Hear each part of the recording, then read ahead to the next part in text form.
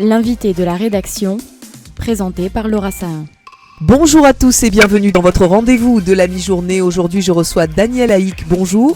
Bonjour. Vous êtes journaliste franco-israélien et analyste politique pour la chaîne I24. Vous êtes l'auteur d'un livre sorti le 19 septembre dernier, intitulé Samedi rouge, les survivants des massacres du 7 octobre 2023 témoignent. Première question d'abord, Daniel Haïk. La date du triste anniversaire du 7 octobre est passée depuis quelques semaines et le conflit s'enlise à Gaza comme au Liban. Quelles sont, selon vous, les perspectives politiques qui peuvent nous laisser espérer que le conflit va s'achever bientôt ? Est-ce que typiquement les élections américaines peuvent changer la donne par exemple ?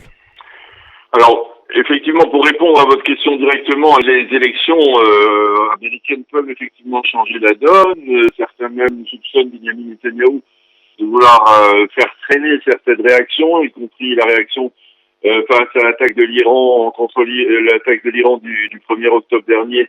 Cette réaction qui s'est fait attendre et qui est intervenue dans la nuit de vendredi à samedi, de faire traîner les choses pour attendre de voir qui va remporter les élections présidentielles aux États-Unis, parce que pour Netanyahou, eh bien, il est clair que avec Donald Trump, les choses seront beaucoup plus, enfin, on va dire, plus faciles, plus aisées, on va dire, moins complexes qu'avec l'administration Biden, mais et donc les élections américaines auront certainement un impact sur le déroulement ou sur une éventuelle fin de guerre. Maintenant, difficile de dire que l'armée israélienne s'enlise dans que ce soit à Gaza ou dans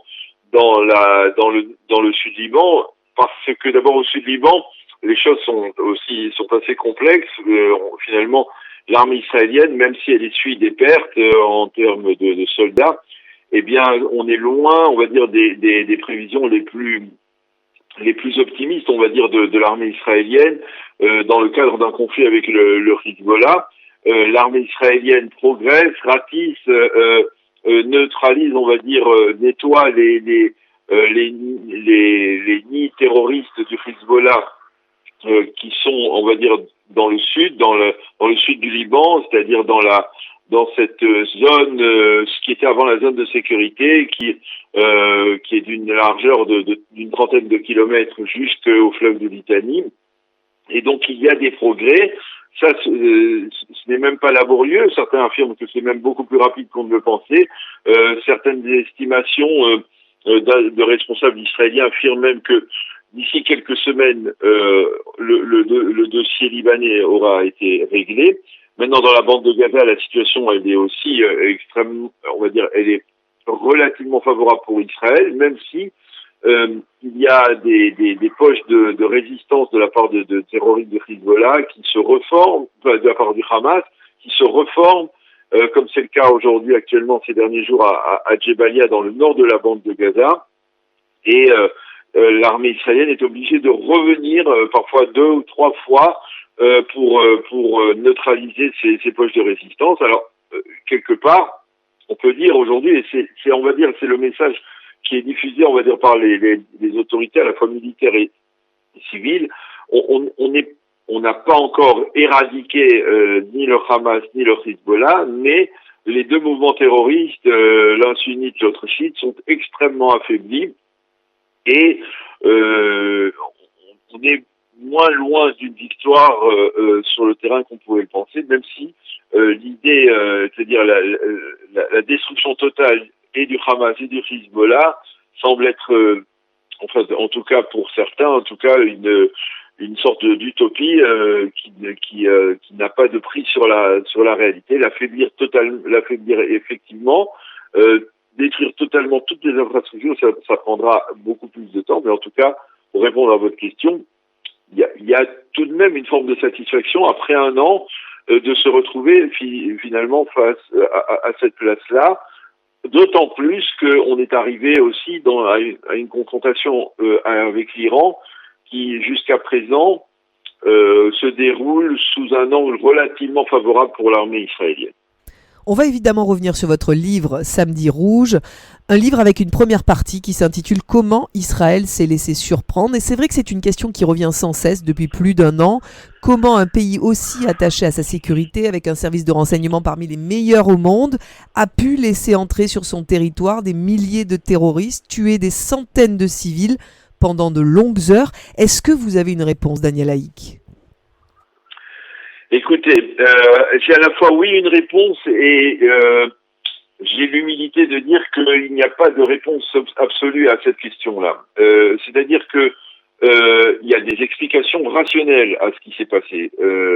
Il y a une explication stratégique, on va dire qu'il était clair pour l'armée israélienne que le Hamas n'avait pas l'intention d'attaquer Israël. C'est la fameuse théorie, le concept de la dissuasion du Hamas.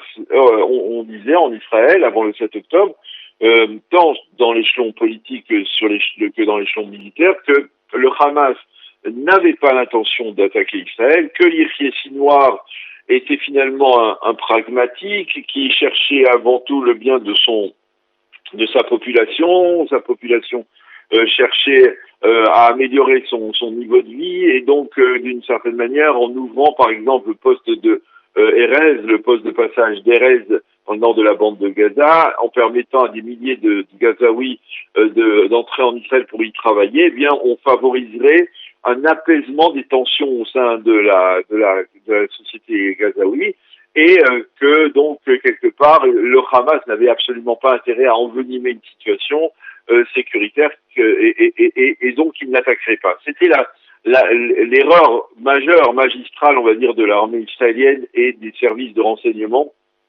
et on va dire aussi de l'échelon politique, concernant donc la dissuasion du Hamas. Le Hamas n'était pas dissuadé, Sinwar n'a jamais abandonné son plan machiavélique de capturer des otages, de pénétrer à l'intérieur du territoire israélien, de capturer des otages, de les ramener dans la bande de Gaza.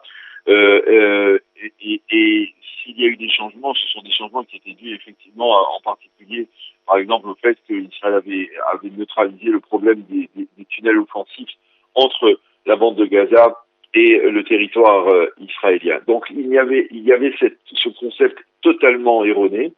Maintenant, d'un autre côté, ce qui s'est passé le 7 octobre au matin, c'est-à-dire entre 6h30 du matin, à partir du moment où ont commencé les bombardements, jusqu'à, on va dire, le début de l'après-midi, 2h, 3h de l'après-midi, où l'armée israélienne a commencé à apparaître avec ses unités de manière ordonnée, c'est quelque chose qui est très difficilement explicable.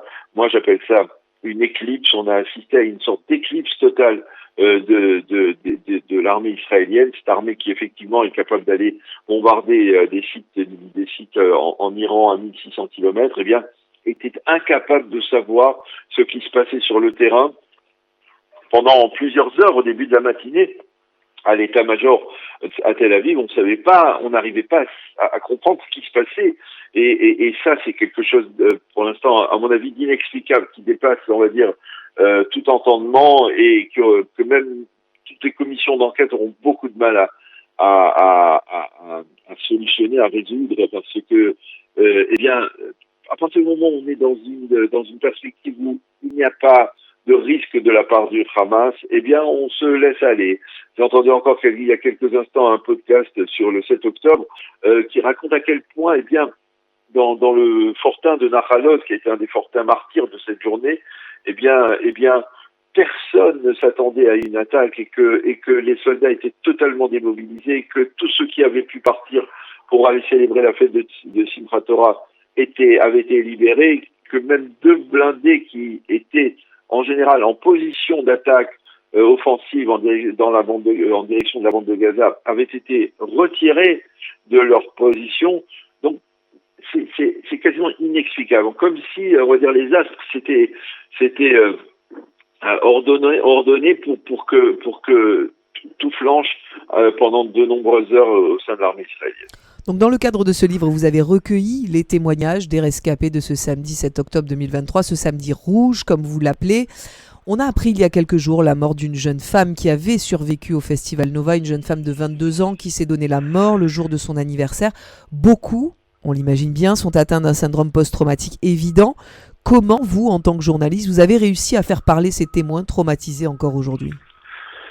Alors, je dois vous expliquer que cet ouvrage, il a été réalisé dans le cadre d'un accord entre la chaîne I24 News et la maison d'édition de l'Archipel, dans la mesure où, effectivement, I24 News, pendant plusieurs mois, a recueilli chaque soir, presque de manière systématique, grâce à son présentateur, le présentateur vedette de son journal télévisé, Jean-Charles Bamoun, des témoignages de rescapés du 7 octobre dans tous les secteurs qui ont été touchés le 7 octobre, c'est-à-dire les jeunes qui ont fêté au festival de Nova, à Reim, les membres des kibboutz qui se sont retranchés dans leurs champs blindés, les soldats israéliens, les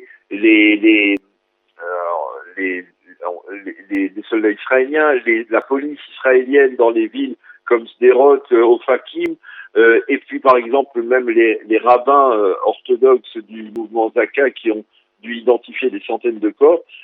Effectivement, la société israélienne est une société, on va dire, qui est touchée par ce qui s'est passé le 7 octobre. Je ne dirais pas que tout le monde est victime d'une sorte de syndrome de post-traumatisme, mais effectivement, beaucoup d'Israéliens sont touchés, et je dirais, parmi les témoignages qui ont été recueillis et que j'ai transcrits en fait dans ce livre, eh bien il y en a qui sont extrêmement marquants, comme par exemple celui du rabbin Yossi Lando, qui est le responsable du sud du pays pour le mouvement Zaka, qui s'occupe de l'identification des corps, qui est à l'œuvre dans une circonstance extrêmement tragique d'attentats terroristes. Eh bien là, lui-même a raconté, alors que déjà avant ça, il était considéré comme une légende en termes de sauvetage et d'identification. Il avait participé, il était présent au 11 septembre à New York. Eh bien, ce Yossi Lando raconte qu'il a dû identifier plusieurs centaines de corps dans la semaine qui a suivi le 7 octobre. Et il dit lorsque nous devons identifier 3-4 corps, eh bien il nous faut après au moins une semaine pour récupérer, pour ne pas être désemparés par rapport à ce que nous vivons. Eh bien là, il raconte avec quel point il a été marqué par cette identification de corps, on le sait, qui ont été pour certains mutilés, issus des massacres dans les kibbutzim, des corps d'enfants, des corps de femmes, des femmes violées. Vous connaissez tous ces témoignages, et donc oui, ce témoignage il est particulièrement marquant. Parmi les nombreux témoignages, il y en a beaucoup qui sont extrêmement poignants. C'est ce livre par les enjeux pour Israël après le 7 octobre. Ils sont nombreux, évidemment. Est-ce que vous avez un message d'espoir pour nous en France sur l'avenir, Daniel Haïk? Écoutez, oui, moi j'ai un message d'espoir parce que je pense que considérer que le 7 octobre a été uniquement une journée de douleur, de massacre, de terreur, c'est à mon avis faux. Je pense que le 7 octobre, ça a marqué effectivement une journée terrible, la journée la plus terrible de l'histoire du peuple juif depuis la Seconde Guerre mondiale, depuis la fin de la Shoah, mais ça a marqué aussi le début d'un réveil, le début d'une période où on a vu la société israélienne que l'on croyait totalement clivée, totalement fracturée, entre autres par la réforme judiciaire dont on avait parlé l'année dernière. On l'a vu cette société se rebondir, s'unir, se souder, reprendre une forme de cohésion. Et surtout sur le terrain, on a vu des scènes qui sont gravées dans l'histoire d'Israël aujourd'hui, des scènes de bravoure avec des soldats israéliens qui ont totalement mis de côté, et je précise encore un an après, qui mettent de côté, qui nous demandent à nous civils de mettre de côté toutes les divisions pour rester unis face à l'adversité des Palestiniens, du Hamas et du Hezbollah.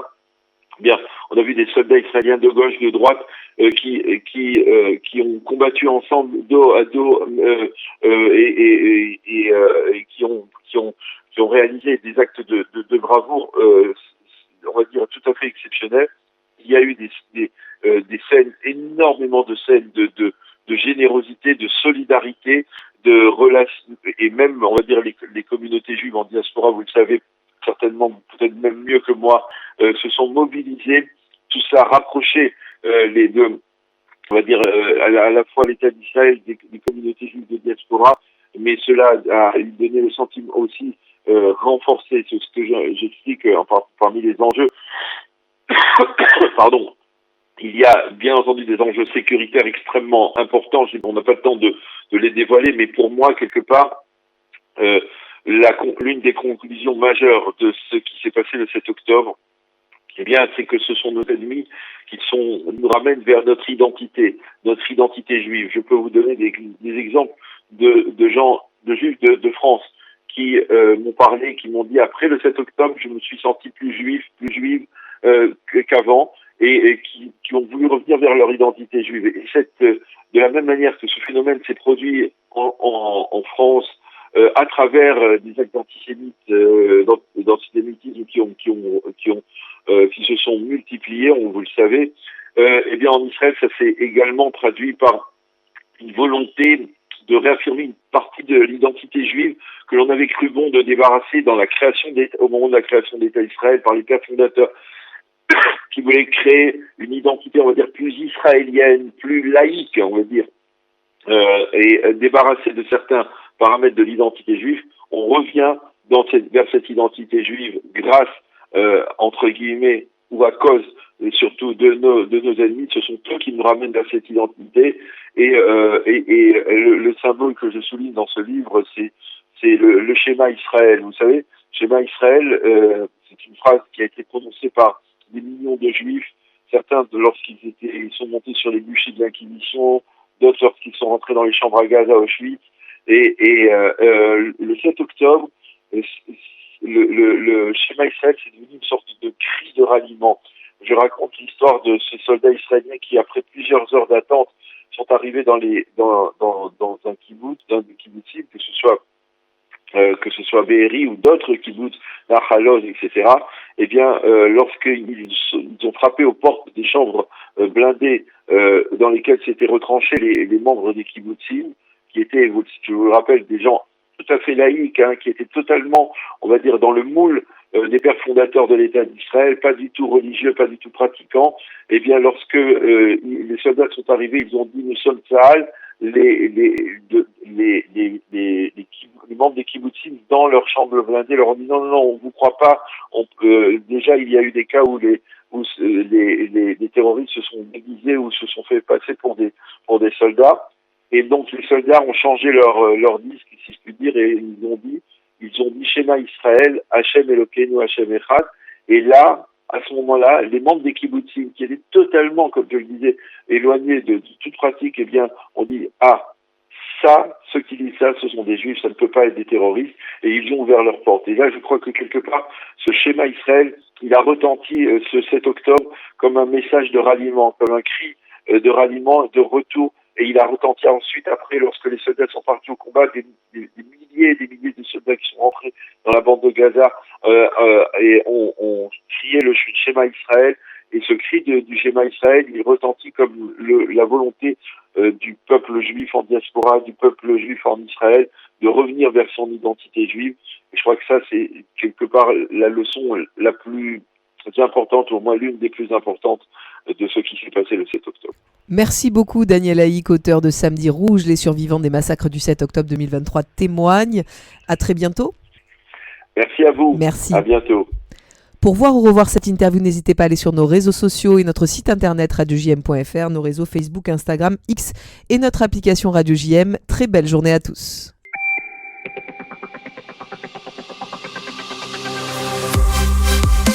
L'invité de la rédaction, présenté par Laura Sahin.